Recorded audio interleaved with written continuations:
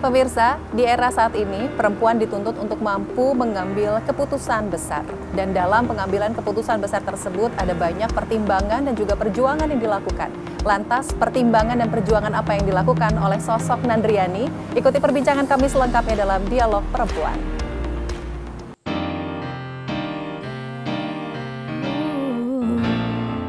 And then the hero comes along when you feel you can't alone, and you have to feel aside, and you know you can survive.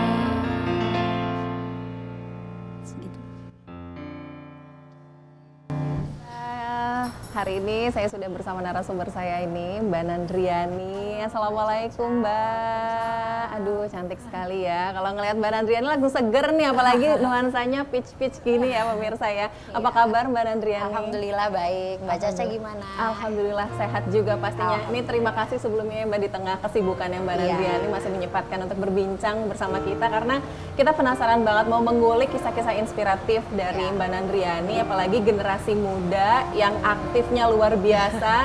Sekarang juga kita tahu sedang aktif juga di dunia politik seperti itu. Tapi mungkin bisa diceritakan dulu aktivitasnya sehari-hari Mbak Nandriani ini seperti apa sih? Saya seorang pengusaha ya. Jadi biasanya saya berkegiatan itu kegiatan sosial. Terus juga sekarang mungkin saya sedang turun di dunia politik. Jadi kegiatannya alhamdulillah lumayan padat. Ada kegiatan tebus murah, ada kegiatan melihat orang sakit dan juga melihat orang hamil gitu kan. Itu bergulir setiap hari. Tapi walaupun itu saya juga tetap berwirausaha gitu. Oke, jadi awalnya memang kalau di di dunia usaha itu sudah merintis sejak usia berapa?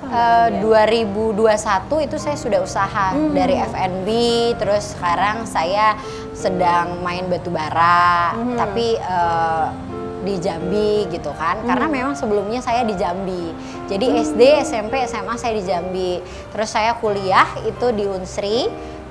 Setelah itu saya sempat sekolah Karos University. Setelah itu baru saya sempat terjun di dunia politik di DPD RI di 2018-2019. Oke, jadi memang ternyata langkahnya itu step by stepnya dari awal merintis, mulai dari wirausaha sampai baru akhirnya tertarik dengan dunia politik. Tapi kalau melihat sekarang gitu ya, Mbak Nandriani sendiri kan ini generasi millennials gitu, kenapa sih lebih memilih untuk aktif di dunia sosial seperti itu gitu Mbak?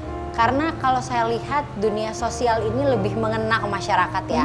Setiap orang itu butuh uluran tangan. Jadi saya berharap di saat saya turun, apalagi milenial dan Gen Z itu lebih dilihat oleh masyarakat. Karena mungkin setiap orang itu ingin sesuatu yang fresh gitu ya. Jadi kalau misalkan ada anak muda yang berani turun, mereka akan lebih tertarik gitu loh. Dan saya merasakan itu. Tapi memang dari diri saya pun ya memang ingin melakukan hal tersebut.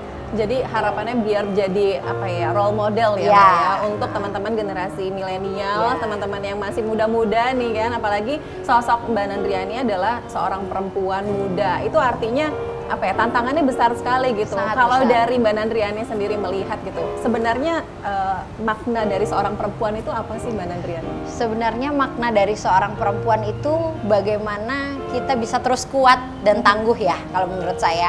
Karena memang ya kita ini sering dianggap lemah gitu loh. Jadi bagaimana kita bisa membuktikan kepada halayak ramai bahwa kita itu mampu sebagai seorang perempuan dan tidak menjadi sesuatu permasalahan kalau misalkan seorang perempuan itu bisa tampil gitu loh. Oke, jadi yang tadinya mungkin ada banyak stereotip ya Mbak ya, kalau perempuan ini ya tidak bisa multiperan, maksudnya hanya multitasking. Tidak multitasking. Ternyata dari sosoknya Mbak Nandriani ini pun juga mau mencoba untuk mendobrak itu semua seperti itu. Kalau dari rangkaian semua kegiatan yang Mbak Nandriani, terus juga karirnya dari awal sebenarnya Mbak, apa sih tantangan terbesar yang dirasakan oleh seorang Nandriani? Tantangan terbesar bagi saya adalah dua ya. Pertama tadi saya bilang adalah gender. Karena kita perempuan, jadi tidak semua itu bisa diterima secara positif. Kedua itu relatif muda usia saya. Jadi karena usia yang muda, orang menganggap bahwa Nandriani ini tidak berpengalaman, tidak mampu, tapi saya selalu mencoba untuk membuktikan apapun permasalahan dan apapun kegiatan, insya Allah itu bisa berhasil ataupun berjalan dengan baik. Jadi walaupun ada tantangan relatif muda dan juga seorang perempuan tidak begitu diterima, tapi dengan sebuah pembuktian yang kami jalani atau saya jalani, ya akhirnya itu terjawab gitu. Oh, jadi ada dua tantangan dari gender dan juga usia Yang masih relatif muda. Apa yang membuat Mbak Nandriani semakin semangat dan juga percaya diri meskipun punya tantangan dua? Itu kan walaupun cuma dua, tapi itu menurut saya pribadi pun juga cukup berat ya Mbak, apalagi berkaitan dengan gender dan juga usia. Kalau menurut saya sih gimana kita bisa tampil aja sih Mbak. Jadi kalau misalkan kita benar-benar memberanikan diri dan bisa tampil, ya insya Allah apapun permasalahannya ya semua akan menjadi baik gitu. Oke, jadi intinya harus positive thinking terus ya Mbak ya, afirmasi ke diri sendiri juga seperti itu. Ini kalau tadi ya Mbak ya ada tantangan yang luar biasa, terus titik balik yang seperti apa sih sepanjang karirnya Mbak Nandriani yang akhirnya mungkin bisa merubah cara pandangnya Mbak Nandriani gitu? Karena kan kalau melihat yang dulunya mungkin ya pada saat jadi anak-anak seperti apa, sampai sekarang sudah dewasa akhirnya memilih keputusan ini. Saya pernah gagal di 2019, saya pernah mencalonkan sebagai DPD RI dan memang itu skupnya sangat luas, sama seperti kita mencalonkan diri sebagai gubernur. Jadi di saat itu saya belajar nih, oh kayaknya saya harus terus mengupgrade diri gitu loh. Jadi sampai dengan sekarang saya mencoba mengupgrade diri saya dalam segala hal dan segala bidang. Jadi titik balik itulah yang membuat saya harus menjadi sukses dari yang waktu 2019 sampai dengan bergulir di 2024 saat ini. Kalau dari Mbak Nandriani rasakan dan juga mungkin berkaca pada diri sendiri, apa yang paling berbeda dari tahun 2019 itu dengan Mbak Nandriani sekarang? Kalau sekarang saya rasa sih hal yang paling berbeda adalah bagaimana saya itu benar-benar bisa tampil di halayak ramai yang seperti saya bilang tadi, yang sebelumnya mungkin ilmunya tidak begitu banyak karena saya terus mengupgrade diri. Jadi sekarang saya merasa ilmu saya cukup gitu, walaupun memang harus masih banyak belajar, karena yang saya tahu bagaimana saya harus bertemu dengan setiap relasi yang saya punya, karena kalau kita terus bertemu dengan orang banyak itu akan mendapatkan manfaat dari manapun ataupun golongan apapun.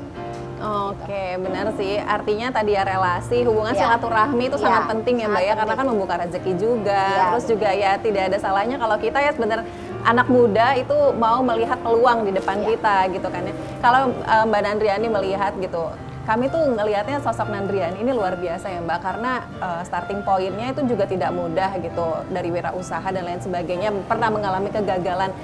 Siapa sih Mbak yang memberikan dukungan terbesar sampai akhirnya Mbak Nandriani itu selalu percaya dan juga optimis gitu dengan setiap langkahnya? Kedua orang tua saya sih, karena kedua orang tua saya itu benar-benar mengajarkan saya kedisiplinan dan juga bagaimana kita harus berada terdepan. Jadi saya merasa dari situ saya belajar bahwa oh berarti saya harus membanggakan mereka dengan apapun yang saya capai dan saya punya. Jadi dari situ bahwa saya percaya orang tua itu benar-benar menjadi garda terdepan saya. Menjadi garda terdepan. Sejauh mana sih kedekatan Mbak Nandriani dengan orang tua? Sering curhat? Sering. Cerita? Saya lebih dekat mungkin dengan papa saya ya. Karena memang papa saya kan dulu di Jambi juga dinasnya, saya di Palembang. Jadi saya hampir punya kegiatan rutin itu selalu menelpon beliau. Saya sering, beliau sering ke Palembang dulu, saya sering ke Jambi. Jadi memang saya tuh benar-benar mempunyai hubungan emosional yang baik karena beliau juga benar-benar mengajarkan saya kedisiplinan dan kemandirian. Jadi dari mereka itulah saya belajar dan saya bisa berdiri mandiri saat ini gitu loh. Oke, jadi benar-benar peran orang tua itu luar biasa ya Mbak ya. Bagi Jadi saya kalau ya. sekarang tuh kan, kalau sekarang soalnya kalau kita lihat generasi milenial tuh sepertinya kalau dengan orang tua terkesan Acuh tertutup tak acuh ya. dan Itu juga gimana acuh tak nih kalau Mbak Nandriani melihatnya? Kalau menurut saya sih karena saya seorang sarjana psikologi, kalau misalkan tertutup terhadap orang tua biasanya memang karena kedekatan emosional mereka yang agak berjarak gitu ya. Jadi memang mereka juga tidak mau terbuka terhadap orang tuanya dan memang mungkin ada faktor-faktor tertentu yang antara anak dan orang tua itu tidak mengetahui. Kadang juga memang acuh tak acuh saya bilang ya. Jadi antara orang tua yang kemana, anak yang ngapain, yang selalu orang tua itu menuntut anaknya. Jadi mereka juga tidak terlalu mau membuka diri kecuali ada masalah. Itu sih yang saya lihat. Gitu. Jadi bondingnya kalau Mbak Nandriani dengan orang tua tadi ya sering komunikasi, terus juga mungkin sering quality time juga ya Mbak ya. Jadi membangun hubungan yang baik gitu tentunya dengan Mbak Nandriani. Sejauh apa sih peran orang tua sampai dengan Mbak Nandriani sekarang merasa apa ya? Ini kalau bisa kita katakan sukses juga bisa menjadi contoh. Kami sudah melihatnya seperti itu gitu Mbak. Kalau peran orang tua saya yang kayak saya bilang tadi, karena saya mempunyai hubungan emosional yang baik, jadi setiap permasalahan ataupun urusan pekerjaan dan hal-hal lainnya itu saya mencoba untuk berkomunikasi dengan kedua orang tua saya.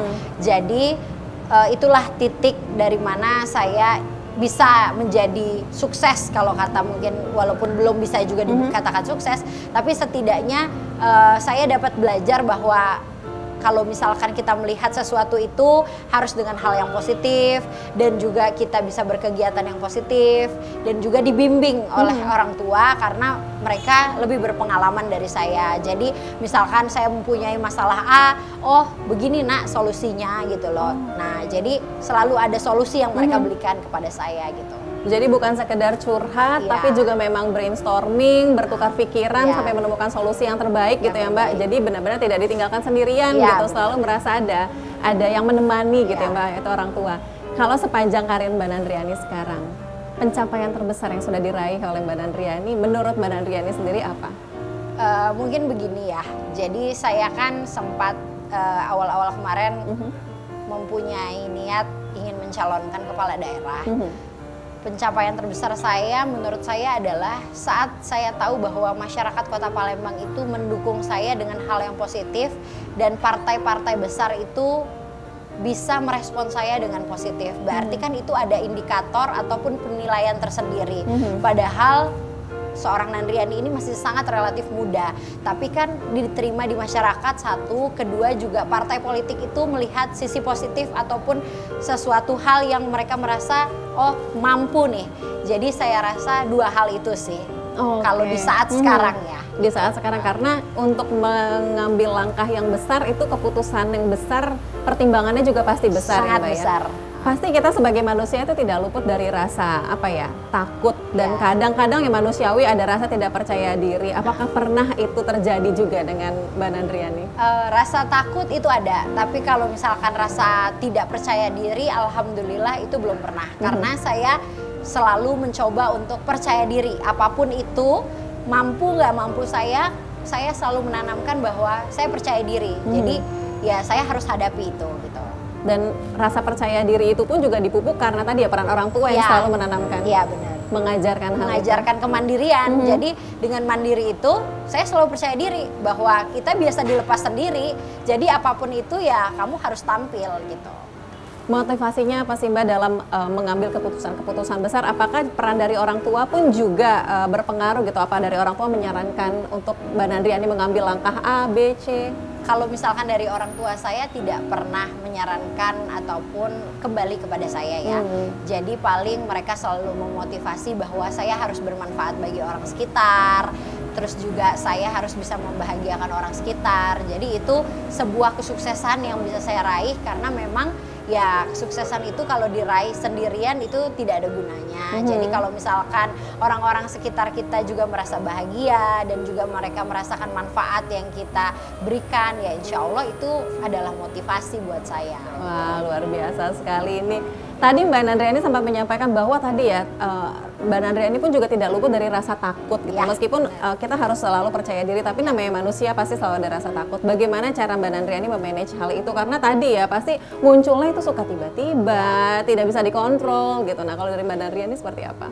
Kalau kita bisa menenangkan diri kita dengan rasa takut, misalkan kita tahu apa yang kita akan hadapi hari ini, besok, dan seterusnya, ya bagaimana kita bisa menenangkan diri sih. Karena setiap orang itu tahu bagaimana dirinya itu punya ketenangan diri gitu. Entah itu mendengarkan lagu, entah itu bertemu dengan temannya atau apapun. Jadi kita bisa memanage rasa takut kita tuh bahwa oh ada orang yang menguatkan kita nih, gitu. Entah itu orang-orang sekitar ataupun dengan lagu kita menjadi tenang. Jadi ada dalam diri itu yang memang harus terus dibangun supaya rasa takut itu hilang gitu. Jadi kita lebih kuat lagi bahwa oh aku bisa nih gitu. Oke, jadi memang benar-benar harus bisa di-manage ya Mbak ya, walaupun apalagi karena Mbak Nandriani juga seorang sarjana psikologi nih, jadi makin tahu ya bagaimana cara mengelola emosinya, lalu juga perasaannya seperti apa. Nah ini kalau berbicara tentang kegiatan tadi kan padat sekali ya Mbak ya, bakal bosen gak sih Mbak kalau misalnya kita flat gitu-gitu aja? Nah kalau dari Mbak Nandriani apakah punya hobi untuk bisa mungkin apa ya, bikin hari-harinya jadi lebih seru gitu? Hobi saya sebenarnya bertemu dengan orang banyak. Oh, jadi ya kalau misalkan saya berkegiatan padat, saya bertemu dengan orang banyak itu saya happy gitu loh. Jadi itu sih titik acuan saya. Jadi tidak merasa terbeban bahwa hari ini kegiatannya padat ketemu si A si B, karena saya percaya bahwa setiap kita bertemu orang itu adalah manfaat dan relasi ya. Entah itu rezeki ataupun hanya sekedar berkenalan, tapi saya yakin itu bermanfaat. Makanya hobi saya itu bertemu dengan orang banyak atau orang baru. Jadi tidak menjadi sesuatu permasalahan atau beban bagi saya. Di luar hobi yang jalan-jalan ataupun misalkan makan bersama teman atau yang lain-lainnya atau bekerja sekalipun, tapi hobi inti saya adalah bertemu dengan orang banyak. Hobi yang utamanya adalah bertemu dengan orang banyak. Apa yang paling dirasakan oleh Mbak Nandriani ketika bertemu dengan orang banyak? Kita mendengar apa yang mereka rasakan. Jadi terkadang kan kalau kita bertemu dengan orang baru itu kan mereka bertukar pikiran atau cerita ya. Padahal kita baru nih kenal sama orang itu. Tapi setidaknya ada cerita yang dia buka yang mungkin seharusnya tidak kita dengar. Jadi dan ada juga yang mereka tawarkan terhadap kita. Walaupun kita baru kenal nih, misalkan oh kamu kerjaan ini ya, bagaimana kalau misalkan kamu join bareng ini, ada aja.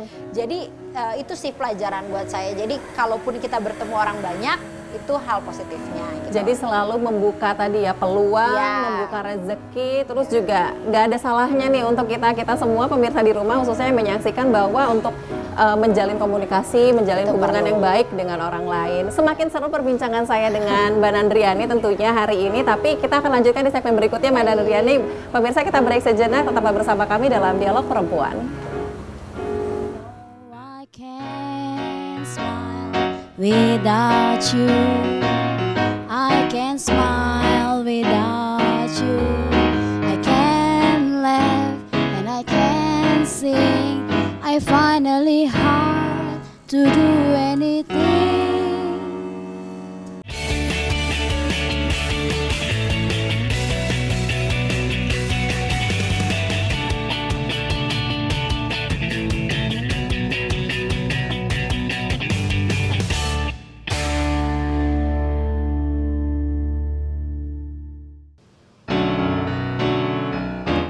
Engkau gemilang, malam cemerlang, bagaikan bintang timur sedang mengembang.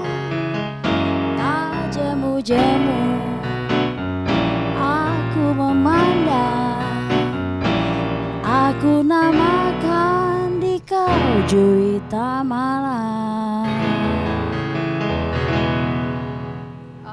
Thank you Mbak Mira, luar biasa nih. Ini Mbak Nandriani tadi nyanyi-nyanyi tipis juga kayaknya hafal lagunya ya? Karena Mbak Mira yang nyanyi, Karena jadi Mbak saya Mira ingin nyanyi. ikut nyanyi. Hobi nyanyi juga nggak? Nggak bisa sih sebenarnya, tapi bisa sedikit-sedikit lah ya gitu. Pemirsa balik lagi nih bersama saya dan juga Mbak Nandriani tentunya dalam Dialog Perempuan. Kami kembali berbincang dengan Mbak Nandriani, sosok perempuan millennials yang begitu menginspirasi tentunya.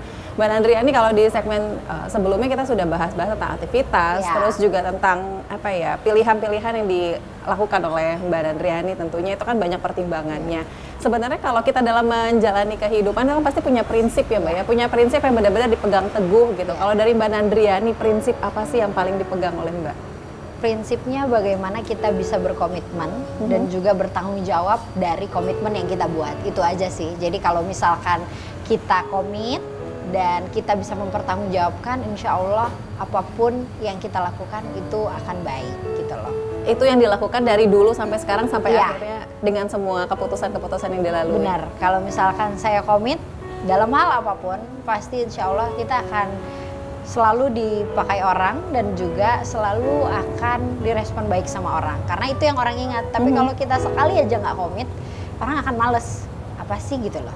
Jadi ya benar-benar komitmen dan tanggung jawab sih yang perlu kita menjadikan acuan sebuah prinsip di dalam hidup ya. Komitmen dan juga tanggung Tanggung jawab. jawab. Kalau sekarang tanggung jawab terbesar yang dirasakan oleh Mbak Nandriani gitu, apa sih? Tanggung jawab terbesar sekarang karena saya banyak bertemu dengan masyarakat ya. Jadi banyak aspirasi yang saya dengar. Kalau saya mampu akan saya capaikan. Itu yang selalu saya sebutkan di saat saya turun. Jadi bagaimana saya bisa bertanggung jawab untuk bisa memberikan capaian saat mereka bilang kepada saya, Bu, kami butuh ini di tempat kami. Komitmen itu akan saya berikan, tanggung jawab saya lakukan saat saya berjanji dengan masyarakat di saat saya turun. Karena saya tahu setiap masyarakat itu tidak butuh janji tapi butuh bukti. Jadi dari hal-hal kecil saya harus benar-benar memperlihatkan bahwa saya mampu untuk memberikan yang mereka inginkan gitu. Saat Mbak Nandriani bertemu dengan orang-orang baru, dengan orang-orang yang pasti tidak sedikit ya Mbak ya, jumlahnya, ketemunya pasti selalu dalam jumlah besar. Mereka memberikan aspirasi, memberikan harapan. Apa perasaan Mbak Nandriani begitu mereka percaya gitu untuk menyampaikan hal itu kepada Mbak? Saya percaya juga bahwa mereka merasa mungkin saya mampu untuk bisa mewujudkan apa yang mereka inginkan. Jadi dari situlah saya mencoba untuk terus ada di tengah-tengah masyarakat dan juga memang itu bukan sesuatu hal yang mudah bagi saya gitu sih. Oke, karena pasti mereka melihat karena apa ya, langkah yang sudah diambil oleh Mbak Nandriani sejauh ini gitu. Jadi mereka pun juga memberikan kepercayaan dan tentunya untuk melihat orang memberikan kepercayaan itu menjadi sebuah apa ya Mbak, motivasi ya tentunya ya. Motivasi dan sedikit beban karena ya mereka hanya melihat sisi luarnya aja, tapi kita nggak tahu nih bahwa orang tersebut mampu atau tidak menjalankannya. Tapi ya sejauh ini alhamdulillah karena memang prinsip saya pengen juga bermanfaat bagi orang banyak, jadi apapun itu akan saya jalani gitu. Oke, karena orang tidak tahu ya langkah apa yang sebenarnya yang selalu diambil oleh Mbak Nandriani, perjuangannya seperti apa? Perjuangannya ya. Berdarah-darah. Iya, yang dilihat ya seperti ini, Mbak Nandriani selalu tersenyum gitu kan ya, cantik dan juga berbicaranya juga kita asik banget nih ngobrol-ngobrolnya hari ini juga. Mbak Nandriani, kalau balik lagi ke prinsip tadi, salah satunya adalah komitmen ya Mbak ya. Artinya setiap langkah yang diambil oleh Mbak Nandriani penuh dengan komitmen, termasuk juga sekarang di tahun 2024 ini terjun ke dunia politik gitu kan ya. Anak muda, perempuan lagi. Apa sih yang membuat Mbak paling berani dan mungkin merasa kayak, oh saya perlu nih untuk terjun juga di tahun ini ke dunia politik? Karena saya lihat milenial atau Gen Z itu harus bisa turun serta di dalam roda pemerintahan menurut saya ya, dan anak muda itu mampu gitu loh, malahan mereka lebih kritis daripada usia di atasnya milenial atau Gen Z. Jadi saya rasa saya juga harus mendobrak hal tersebut untuk bisa menjadi contoh untuk milenial atau Gen Z bahwa ya seorang perempuan apalagi dan juga masih muda tapi mampu dan bisa gitu loh dengan bukti-bukti nyatanya. Jadi dari situ sih saya berangkat. Gitu. Oke, jadi apalagi melihat pengen punya apa ya, sebuah peran yang baru, terus juga hal-hal baru yang dibuat karena ide-ide fresh itu kan pasti selalu ada gitu ya, Mbak. Dan itu anak muda yang punya ide-ide fresh. Jadi sekarang kan apalagi eranya mau industri 4.0, kedepannya digitalisasi, dan itu benar-benar peran yang dimiliki oleh anak muda dan milenial Gen Z. Jadi ya kita harus bisa mengcover itu dengan sebuah peran bahwa kita juga harus turun nih di masyarakat ataupun menjadi kepala daerah supaya bisa aspirasi yang ada di milenial dan Gen Z itu kita bisa salurkan gitu. Oke, wah luar biasa ya. Artinya ini menjadi semangat juga nih tentunya untuk teman-teman Gen Z, milenial gitu kan, untuk yuk bisa berpartisipasi gitu. Karena sekecil apapun hingga yang terbesar pun langkahnya seperti Mbak Nandriani ambil gitu. Yang pasti satu ya Mbak, komitmen. Komitmen dan tanggung jawabnya juga itu harus dijaga. Ini kalau melihat lagi ya Mbak, perempuan ini kan kembali lagi ada tadi ya, ada stereotipnya gitu, bahwa perempuan itu tidak bisa multiperan, tidak bisa multitasking, apalagi tidak jarang juga yang kayak diragukan gitu, kayak memang bisa ya sosok perempuan ini menjadi pemimpin gitu. Bagaimana caranya Mbak Nandriani untuk meyakinkan bahwa perempuan bisa loh gitu menjadi pemimpin, baik itu pemimpin dirinya sendiri, orang-orang terdekat, bahkan untuk menjadi seorang kepala daerah? Setiap saya turun, saya sering melihat, ini contoh kecil ya, RT itu adalah seorang perempuan. Jadi dari situ aja bisa kita melihat bahwa pemimpin itu boleh perempuan ataupun bisa perempuan. Karena saya punya tagline sedikit, menata. Menata itu bagaimana kita bisa mengatur dan mengurus. Jadi itu hanya dimiliki oleh seorang perempuan. Bagaimana rumah tangga yang diurus oleh perempuan atau seorang ibu-ibu itu semuanya akan baik. Jadi penataan hal-hal kecil yang ada di dalam rumah pun bisa baik. Apalagi kalau seorang perempuan yang turun, insya Allah penataan ataupun di Kota Palembang khususnya ya, itu bisa akan baik menurut saya. Jadi tidak masalah seorang perempuan, karena memang dari RT aja banyak yang dominan perempuan sekarang, apalagi pemimpin-pemimpin lainnya, walaupun memang masih sangat dianggap lemah, tapi ya seiring berjalannya waktu orang bisa melihat bahwa perempuan itu mampu gitu.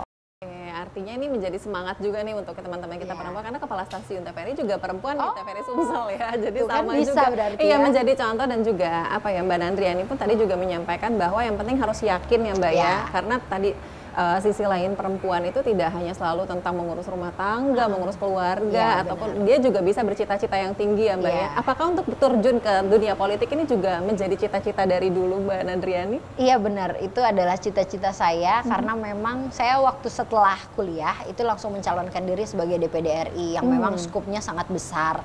Hampir seperti kita mencalonkan gubernur. Tapi ya saya bisa menjalani itu. Jadi memang saya ingin ikut ataupun dapat peran serta di masyarakat banyak sebenarnya sih gitu. Oke, jadi benar-benar apa ya, prosesnya dari awal dilalui oleh Mbak Nandria ini bukan yang instan ya Mbak ya. Bukan yang instan dan penuh perjuangan tadi seperti itu.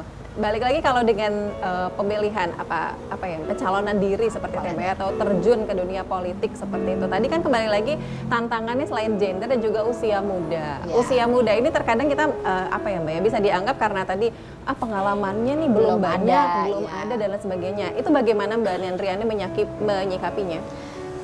Saya menyikapinya dengan terus aja berkegiatan dan memperlihatkan bahwa kita melihatkan itu dengan aksi-aksi nyata. Jadi turun ke masyarakat, membantu mereka, dan juga ya hadir di podcast-podcast ataupun talk show.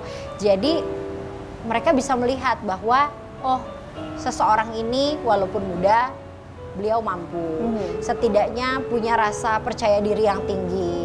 Jadi biarlah orang lain yang melihat dan menilai menurut saya. Walaupun memang banyak tantangan-tantangan yang seperti saya bilang tadi gitu.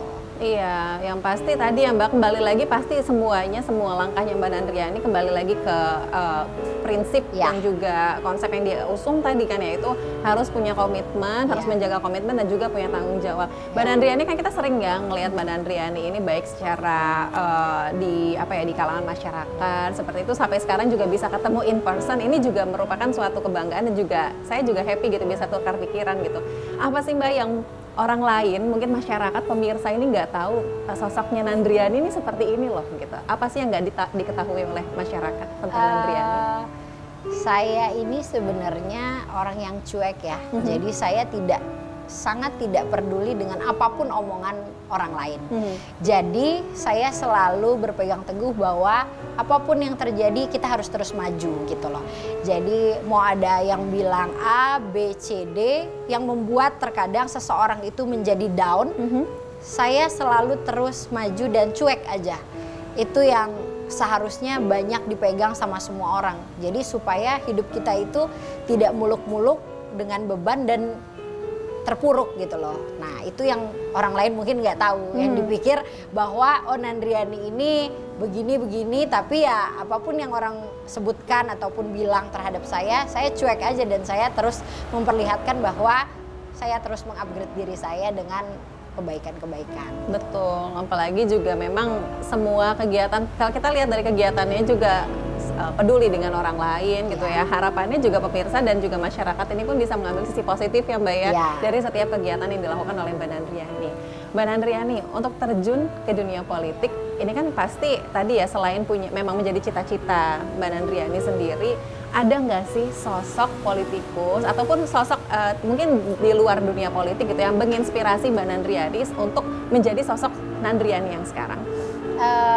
Saya dan mungkin Ibu Fitriyanti Agustinda itu rekan politik saya, kami mengacu kepada Ratu Sinuhun. Bagaimana itu menjadi acuan bahwa perempuan itu bisa tampil dan menjadi pemimpin seperti yang laki-laki lakukan gitu loh. Jadi insya Allah kejayaan Ratu Sinuhun itu akan kami kobarkan lagi bersama Ibu Fitri gitu. Itu sih tokoh inspirasi. Tokoh inspiratif yang memang dari Bumi Sriwijaya sendiri ya Mbak ya. Benar langsung dari Bumi Sriwijaya, memang sosok pemimpin juga pada saat itu.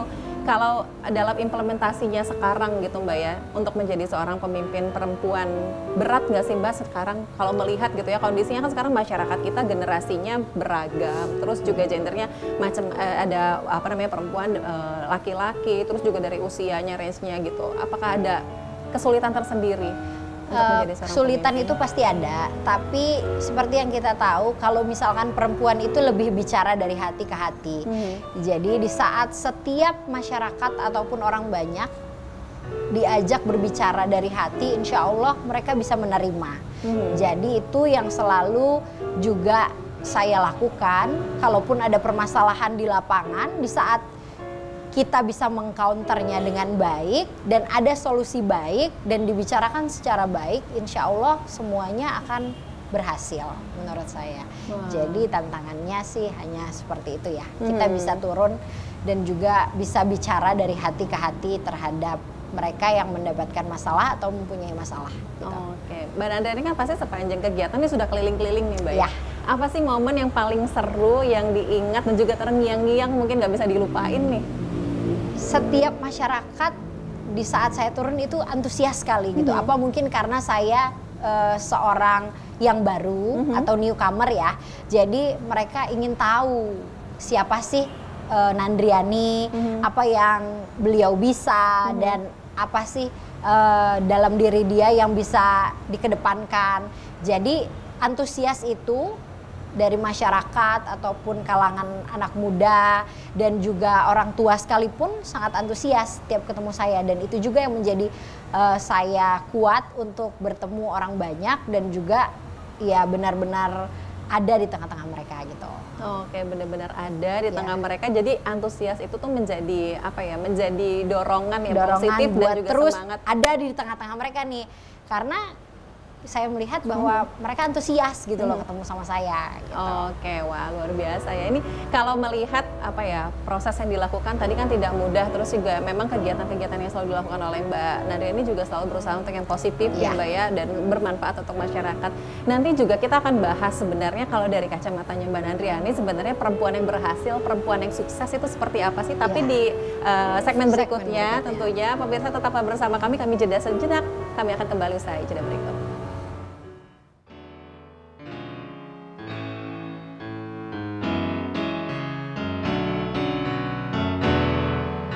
The colors of the rainbow, so pretty in the sky, are also on the faces of people going by.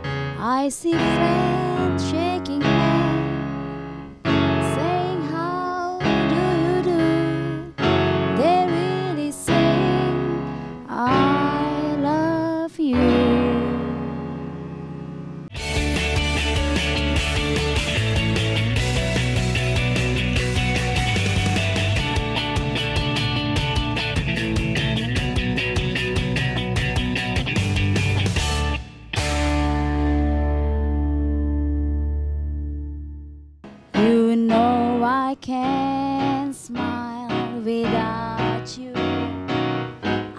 can't smile without you.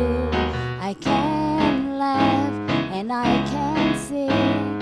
I finally hard to do anything without you. Oke, pemirsa, Anda masih menyaksikan Dialog Perempuan bersama saya Caca dan juga Mbak Nandriani. Tentunya ini luar biasa ya kalau berbincang dengan Mbak Nandriani, sosok perempuan terus juga yang memang punya kisah yang begitu apa ya Mbak ya, walaupun mungkin usia masih muda tapi kisahnya banyak sekali yang bisa diulik gitu, kisah inspirasinya. Ini kalau balik lagi ya Mbak, kita berbincang tentang sosok yang Mbak Nandriani gitu. Kalau melihat sekarang sebenarnya perempuan itu kan, kalau kami melihatnya Mbak Nandriani adalah perempuan yang sukses karena tadi ya sudah bisa berkarir mandiri. Terus juga sekarang punya keputusan yang luar biasa besar seperti itu. Kalau dari kacamata yang Mbak Nandriani, perempuan yang berhasil, perempuan yang sukses itu sebenarnya harusnya seperti apa sih? Yang bermanfaat bagi orang banyak ya. Jadi kalau misalkan dia bermanfaat bagi orang banyak, itu bisa dikatakan sukses.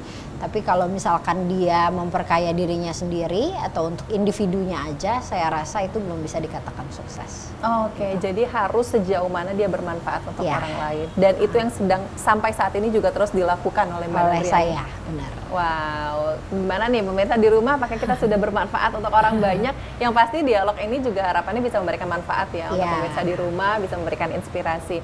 Balik lagi Mbak Nandriani, ini ketika tadi ya kita kan punya komitmen, punya tujuan, punya keputusan yang besar, itu kan pasti tidak jarang ya, mungkin tidak bisa dikatakan pasti, tapi tidak jarang kita itu punya apa ya, orang-orang mungkin ataupun pendapat-pendapat yang mungkin kontra, adanya penolakan dan lain sebagainya, dan itu kan jadi tantangan untuk diri kita sendiri. Bagaimana Mbak Nandriani menyikapi hal itu gitu? Karena tadi ya kalau kita lihat tuh kan sosoknya Mbak Nandriani ini bisa dikatakan jadi sosok publik gitu, semua orang itu tertuju matanya kepada Mbak Nandriani. Kalau menurut saya sama seperti kita minum jamu ya, walaupun pahit, tapi itu adalah sebuah obat. Jadi bagaimana kita mengacu kepada bahwa hal-hal yang seperti itu menjadi pelajaran untuk kita bisa lebih baik lagi dari sebelumnya. Dengan hal tersebut kita yakin bahwa ya kita mampu untuk mengupgrade diri kita gitu. Oke, intinya semua pelajaran, semua pembelajaran itu harus jadiin bahan acuan pembelajaran untuk kita bisa mengupgrade diri gitu ya Mbak ya. Ini kalau melihat dari berbagai langkah yang diambil oleh Mbak Nandriani gitu, sebenarnya bisa dikatakan pasti ada pengalaman terbesar yang mungkin menjadi guru hidup yang paling utama gitu dalam perjalanannya Mbak Nandriani. Sebenarnya itu apa nih Mbak? Mungkin bisa dibagi dengan pemirsa. Balik lagi, bagaimana kita bermanfaat bagi orang banyak, itu adalah pengalaman yang terbaik ya. Jadi orang bisa menilai bahwa oh sosok perempuan ini, sosok Nandriani ini bermanfaat bagi orang banyak dalam hal ini, dan itu bisa menjadi sebuah hal yang positif gitu. Oke, intinya Mbak Nandriani selalu yakin ya Mbak ya bagaimana bisa menjadi inspirasinya orang banyak, bisa bermanfaat untuk orang banyak, dan sebenarnya hal ini tuh udah tercermin dari Mbak Nandriani kecil nggak sih, maksudnya untuk bisa terjun ke sosial, ke dunia sosial? Kalau misalkan itu udah dari saya sekolah ya, jadi saya benar-benar sering ikut serta dalam keputusan-keputusan dan juga benar-benar bermanfaat di berbanyak hal gitu ya. Jadi memang itu dari saya kecil sudah tercermin gitu. Sudah tercermin. Kembali lagi pasti ke pola asuh orang tua gitu ya, peran dari orang tua juga luar biasa, didikan dari orang tua. Ini kalau mengambil keputusan-keputusan, kalau saya bisa katakan ya Mbak ya, semua keputusan yang Mbak Nandriani ambil dari pertama sampai sekarang itu adalah semuanya keputusan besar, mulai dari wirausaha ya, dunia usaha, terus juga di tahun 2018-2019 menyalurkan diri di DPD RI. Itu semuanya keputusan besar, tapi di antara semuanya keputusan tersulit yang diambil oleh seorang Mbak Nandriani atau keputusan terbesar yang paling diambil oleh Mbak Nandriani apa? Saya ingin mencalonkan kepala daerah di Kota Palembang. Itu adalah keputusan tersulit saya.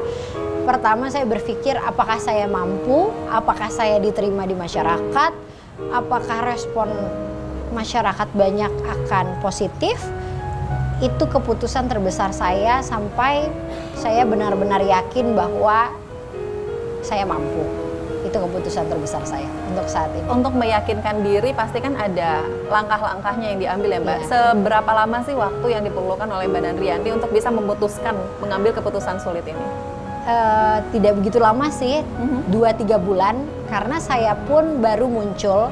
Yang sebelumnya memang mungkin kandidat-kandidat lain itu sudah bermunculan dari 6 bulan sampai setahun. Saya baru muncul di 3 bulan. Alhamdulillah itu surveinya sudah tinggi.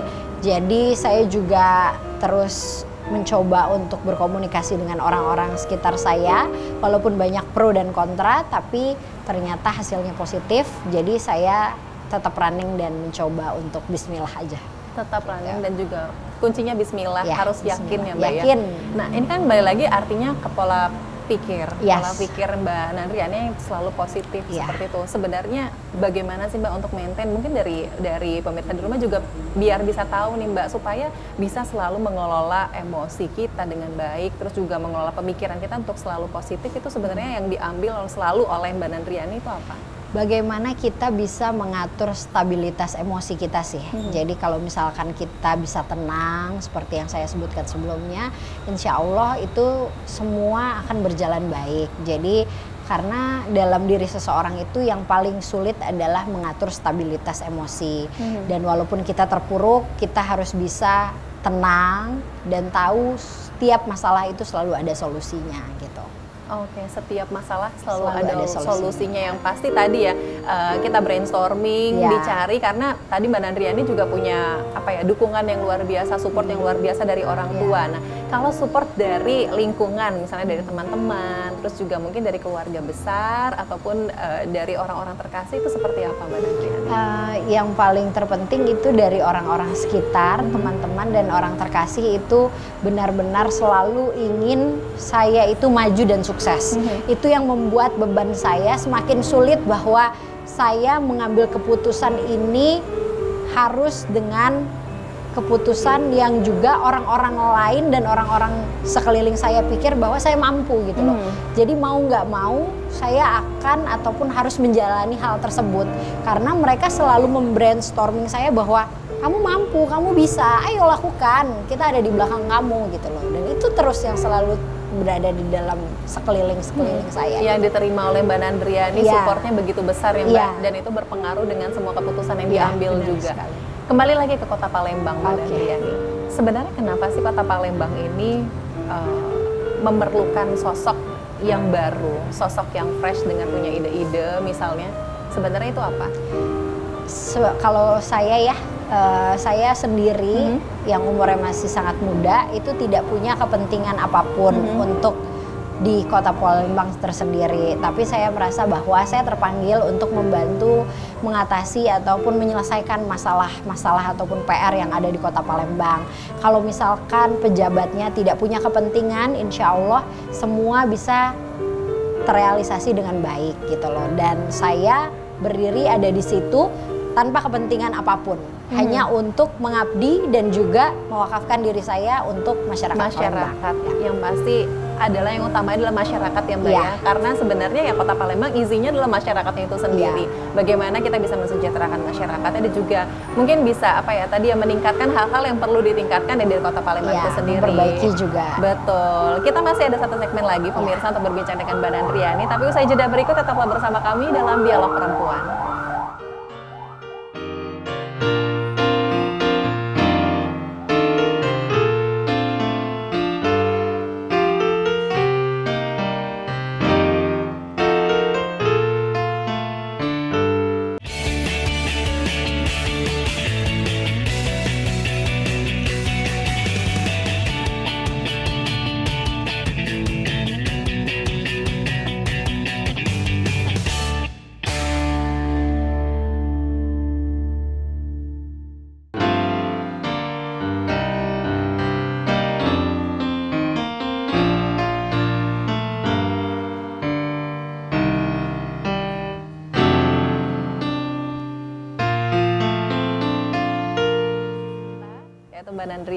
Mbak Nandriani, tadi kita udah panjang ya berbicara tentang komitmen, lalu juga bagaimana cara Mbak Nandriani mengambil keputusan itu kan pasti sebuahnya punya apa ya prosesnya Ya. sendiri. Yang pasti kuncinya tadi kalau dari segmen sebelumnya Mbak Nandriani menyampaikan komitmen dan juga tanggung jawab itu harus dijalankan dengan baik.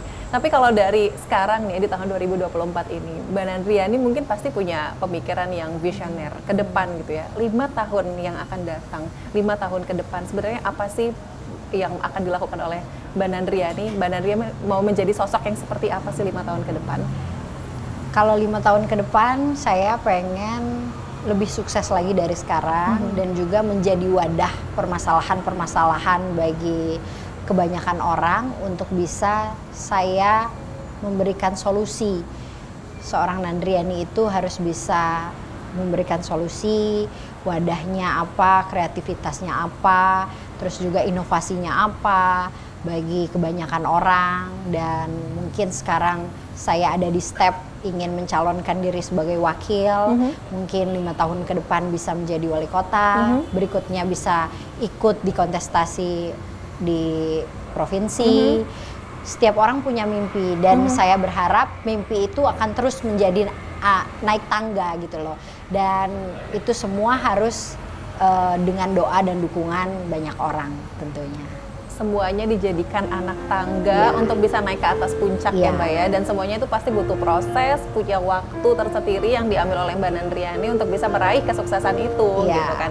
Ini kalau melihat sosoknya Mbak Nandriani tadi kembali lagi tidak terlepas dari sosok Gen Z ya dan juga milenial, karena secara anak muda gitu ya masih sangat-sangat muda di usia sekarang sudah punya keputusan yang sangat-sangat besar. Pesannya apa sih Mbak yang akan disampaikan khususnya untuk generasi-generasi muda yang ada di Kota Palembang dan mungkin umumnya untuk di Sumatera Selatan? Untuk milenial dan Gen Z, teruslah berkarya dan juga bagaimana kita bisa ikut peran serta dalam segala hal, baik itu di perkuliahan ataupun di sosial ataupun di bidang lainnya, karena memang peran serta anak muda itu sangat dibutuhkan. Dan jangan pernah merasa bahwa anak muda itu tidak bisa tampil ataupun tidak mampu. Jadi mencoba untuk sesuatu hal baik, insya Allah hasilnya akan baik. Iya, insya Allah hasilnya akan baik. Apalagi kalau sekarang tuh kita suka lihat di sosmed ya Mbak ya, ada apa ya tanggapan-tanggapan negatif lah tentang Gen Z dan juga millennials yang dibilangnya tidak apa ya mudah patah semangat lah dan lain sebagainya. Bagaimana sih Mbak Nandriani untuk bisa menepis itu semua gitu, bahwa memang sosoknya Nandriani bisa mewakili millennials yang penuh semangat? Kalau misalkan menepis hal-hal begitu seperti yang saya bilang tadi ya, kita terus mengupgrade diri untuk memperlihatkan bahwa kita turun ke masyarakat ataupun turun di kegiatan-kegiatan yang memperlihatkan bahwa kita mempunyai kemampuan. Karena seperti yang kita tahu, orang zaman sekarang ini melihat sesuatu itu digitalisasi. Jadi semua melihat hanya dengan media sosial. Tidak tahu itu baik, tidak tahu itu buruk.